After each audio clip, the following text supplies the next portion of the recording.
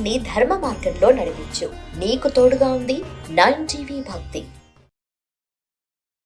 9 భక్తి ప్రేక్షక మిత్రులకి శుభాకాంక్షలు. శ్రీ పరాభవనామ సంవత్సరంలో కర్కాటక రాశి మిత్రులారా, మీకు ఈ సంవత్సరం ఎలా ఉంది అని తెలుసుకోవడానికి ముందు మీకు ఉగాది శుభాకాంక్షలు.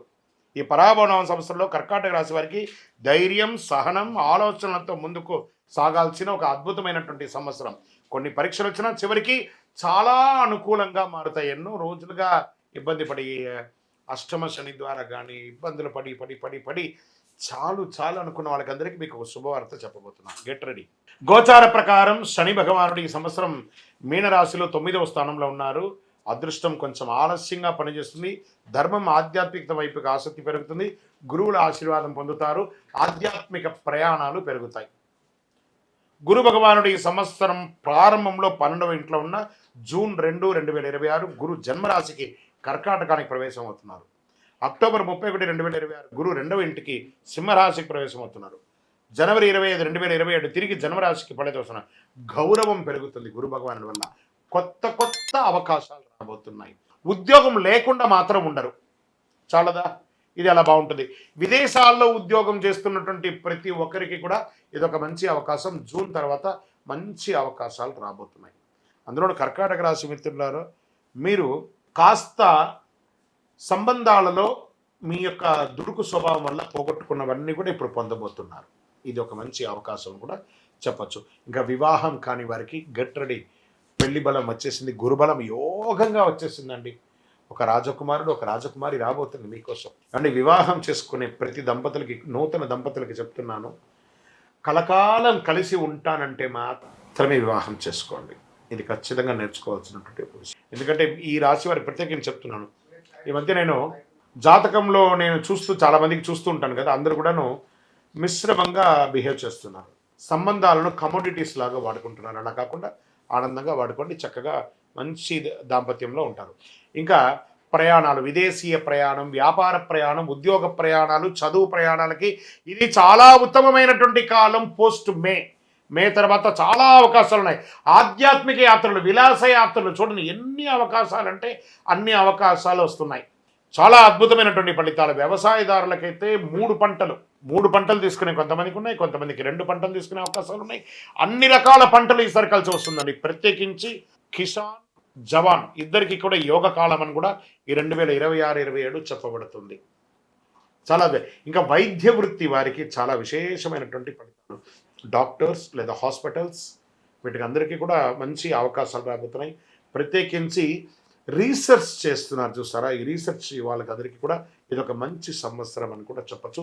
స్పోర్ట్స్ వాళ్ళకి ఇది చాలా బాగుంది. కర్కాటక రాశిలో ఉన్నటువంటి వాళ్ళకి, స్పోర్ట్స్ వాళ్ళకి ఇది చాలా మంచి అవకాశాలు బాగా కనబడుతున్నాయి. కళాకారులకి మంచి అవకాశాలు.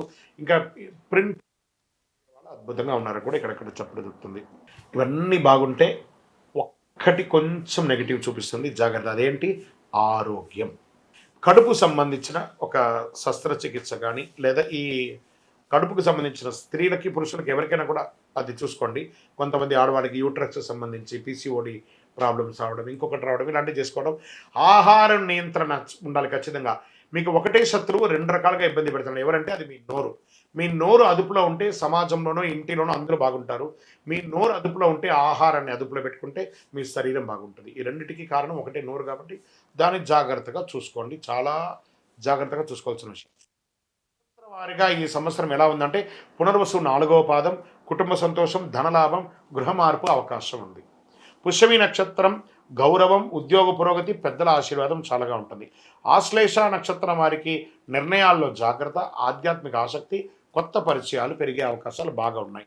అదృష్ట సూచనలు అంటే అదృష్ట సంఖ్య 2, 4, 7.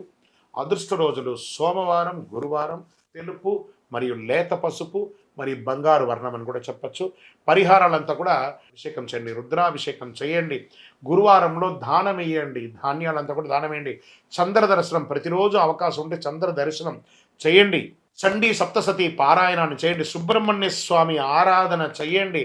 6 పడై విడుదల ఉంటుంది చూసారు, 6 సుబ్రహ్మణ్య స్వామి దేవాలయాలను వెళ్ళి దర్శనం చేసుకోండి. ఇంకను సకల దోషాలు తొలగడానికి మీ వయస్సు ఎంత ఉందో ఆ సంఖ్యతో కూడినటువంటి ఒత్తులు పెట్టుకొని, అన్ని 50, 40, 30 ఉంటే 30 ఒత్తులు, ఒక మట్టి ముకుడు, అందులో నువ్వుల నూనె, అందులో అన్ని రకాల ఒత్తులు వేసేసి నువ్వుల నూనెతో దీపం వెలిగించండి. మీ ఆరోగ్యం బాగుంటుంది, అన్ని అడ్డంకులన్నీ కూడా తొలగిపోతుంది. మీ ఇష్టదైవం కులదైవాన్ని ప్రార్థన చేయండి.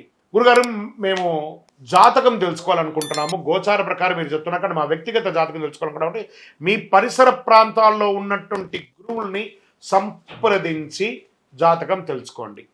లేదా గురుగారు మీ ద్వారానే తెలుసుకోవాలనుకున్నామా, మీ పేరు, date of birth, time of birth, place of birth మా డిస్ప్లేలో కనబడుతున్నటువంటి నంబర్కి వాట్సప్ చేయండి, కాల్ చేయకండి. మా అడ్మిన్స్ మీకు రిప్లై ఇస్తారు. ఇంకను మీ సకల దోషాలు తొలగి ఆరోగ్యంగా, ఆనందంగా, నరదృష్టి అన్ని తొలగి ఉండడానికి అతి శక్తివంతమైనటువంటి 48 రోజులు పూజ చేసినటువంటి ఈ కరుంగాళి మాలను ధరించండి. విజయోస్తు.